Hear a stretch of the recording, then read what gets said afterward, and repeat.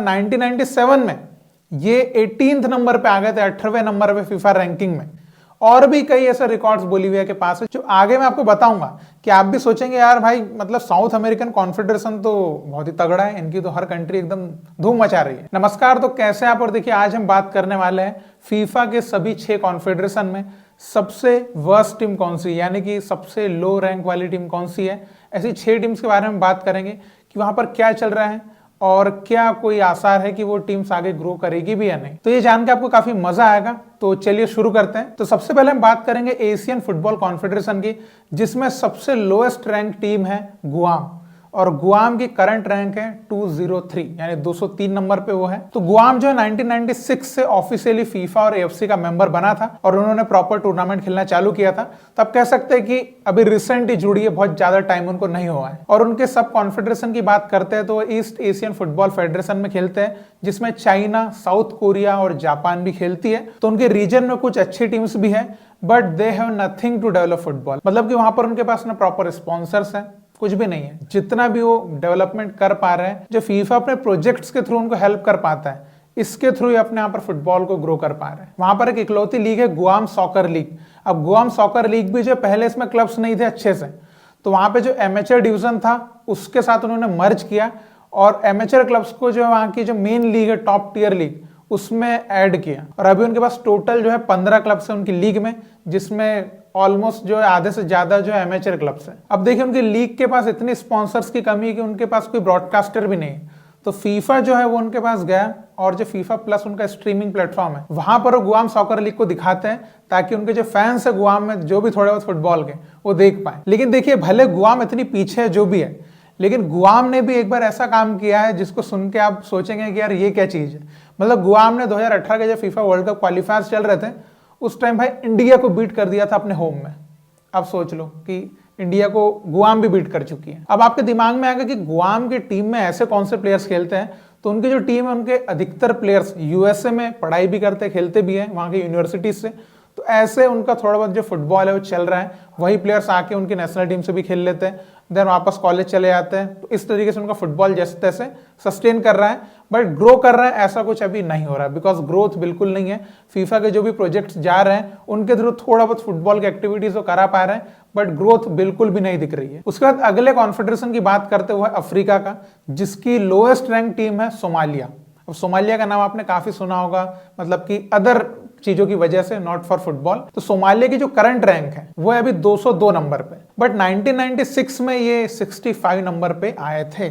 तो मतलब कि इनके पास थोड़ा बहुत हिस्ट्री है कि हाँ 65 पे आए थे, हम एक बार ये बोल सकते हैं। जैसे इंडियन फुटबॉल फैंस अक्सर कहते हैं कि हम भी एक बार जो है 100 के अंदर आए थे, 2 बार 100 के अंदर आए थे, बस वाली बात है। अब देखिए सोमालिया में पहले से ही सिविल वॉर्स जो है वो चलते रहे हैं, जिसकी वजह से फीफा ने 90s के टाइम पे उनके जो होम गेम थे उन पर सैंक्शन लगा दिया था, बिकॉज ऑफ वो अदर कंट्री के जो प्लेयर्स हैं उनको कोई हार्म ना पहुंचे ये सोच के। तो सोमालिया में जो वॉर्स वगैरह की वजह से वहां की फुटबॉल जो है वो प्रॉपरली ग्रो कभी कर नहीं पाई, और सोमालिया के काफी लोग जो है अपनी कंट्री को छोड़ के बाहर की कंट्रीज में काम करते रहते हैं, ऐसा भी उन्होंने किया, जिसकी वजह से उनको आज की डेट में बोलेंगे तो काफी उनके ओरिजिन के प्लेयर्स बाहर की कंट्रीज में फुटबॉल खेल रहे हैं। जैसे अगर मैं एक नाम लूं, मुख्तार अली नाम के जो प्लेयर है वो सऊदी अरेबिया की नेशनल टीम में खेल रहे हैं। और उनकी जो करंट नेशनल टीम की बात करते हैं तो काफी उनके जो प्लेयर्स हैं बाहर अब्रॉड की लीग्स में, लोअर डिविजन्स में फुटबॉल खेलते हैं। और जब नेशनल टीम के गेम्स होते हैं तो वही प्लेयर्स सोमालिया कंट्री में आते हैं एंड अपनी नेशनल टीम को रिप्रेजेंट करते हैं। और 2019 में उन्होंने कुछ हिस्टोरिक किया था फुटबॉल में। एक तो उन्होंने अफ्रीकन नेशंस कप जो होता है उसके क्वालिफाइंग राउंड में 1984 में लास्ट टाइम विन किया था। देन 2019 में उन्होंने इतने सालों बाद एक विन किया क्वालिफायर्स में। एक तो ये हो गया जो उन्होंने केन्या को बीट किया था। दूसरा, उन्होंने पहली बार 2019 में अपना वर्ल्ड कप क्वालिफाइंग का कोई मैच जीता था, जिन्होंने जिम्बाब्वे को हराया था। तो ये उनकी कई सालों में एक छोटी एक प्रोग्रेस हम कह सकते हैं। 2019 में उनको थोड़ा बहुत जो है खुशी का मौका मिला। अगर हम उनके डोमेस्टिक लीग फुटबॉल की बात करते हैं तो भाई उनके पास 3 डिवीजन है। तो जिस तरीके की अभी कंट्री है फुटबॉल में सोमालिया, तो आप यकीन नहीं करेंगे कि उनके पास भी 3 डिवीजन है फुटबॉल के, बट है, and they are playing football, enjoying football, but they are not growing in football. बस ये थोड़ी सी प्रॉब्लम है।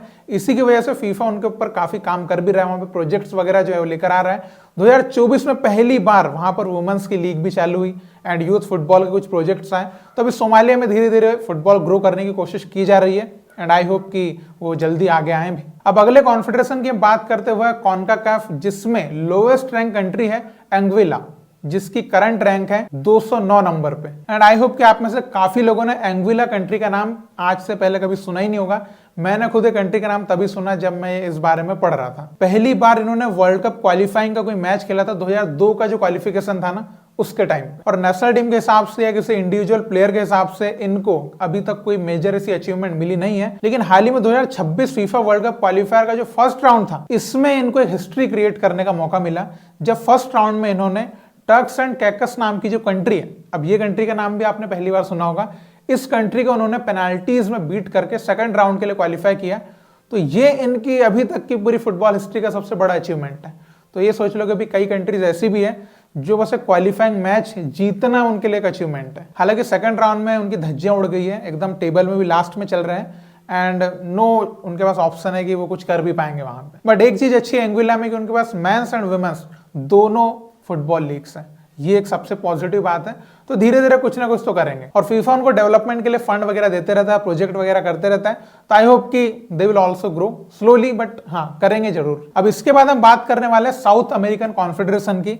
तो ये एक ऐसा कॉन्फेडरेशन मैं कह सकता हूं भाई कि ये सबसे स्ट्रांग है अगर रैंक वाइज बोलेंगे तो, क्योंकि यहाँ की लोएस्ट रैंक कंट्री जो है बोलीविया, और बोलीविया की जो रैंक है वो है 79 फीफा रैंकिंग।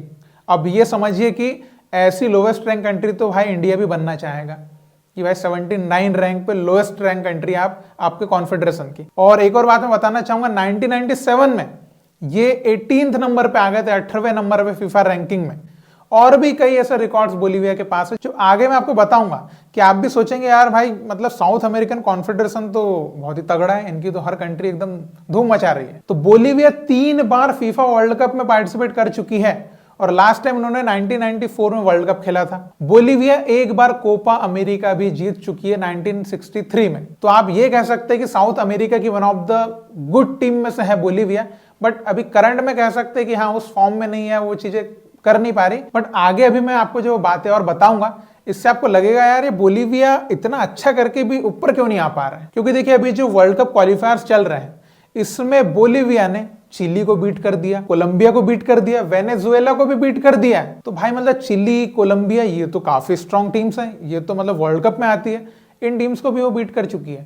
तो इससे आप समझिए कि वहां पर कंपटीशन की बात करें तो लोएस्ट रैंक कंट्री भी ऊपर बैठी वाली कंट्रीज को बीट कर सकती है, मतलब anything can happen. Youth level पे जाएंगे तो अंडर 17 लेवल पे बोलीविया को सक्सेस मिल चुकी है, 2 बार वो अंडर 17 वर्ल्ड कप में क्वालिफाई कर चुकी है और खेल चुकी है। अब देखिए मेंस पे तो काफी अच्छा चल रहा है उनका फुटबॉल, हालांकि अभी थोड़ा वर्ल्ड कप से बहुत दूर है काफी टाइम से, बट स्लोली प्रोग्रेस कर रहे। जैसे अभी देखा कि वर्ल्ड कप क्वालिफायर्स में उन्होंने टीम्स को बीट भी किया। और वुमेन्स की बात करें तो धीरे धीरे काम चल रहा है एंड वुमेन्स को भी वो थोड़ा ग्रो करने की कोशिश कर रहे हैं। और उनके प्लेयर्स की बात करें तो मोस्टली तो उनके डोमेस्टिक लीग में खेलते हैं, बिकॉज साउथ अमेरिकन जो लीग्स है भाई काफी ठीक ठाक है, मतलब अब वहां खेल के भी उनकी टीम जो है काफी अच्छा परफॉर्म कर लेती है। और कई जो प्लेयर्स है वो बाहर अब्रॉड की लीग्स में भी खेलते हैं और पहले भी काफी खेल चुके हैं। तो उनके प्लेयर्स के पास ऑप्शन है, अगर if they want to play outside वो खेल सकते हैं, बिकॉज क्वालिटी प्लेयर्स तो उनके पास है। तो मैं तो यही कहना चाहूंगा भाई कि इंडियन फुटबॉल टीम भी ऐसी लोएस्ट रैंक कंट्री बन जाए भाई, मतलब कि वर्ल्ड कप में भी पार्टिसिपेट कर सकती है, मतलब एशियन कप भी जीत सकती है,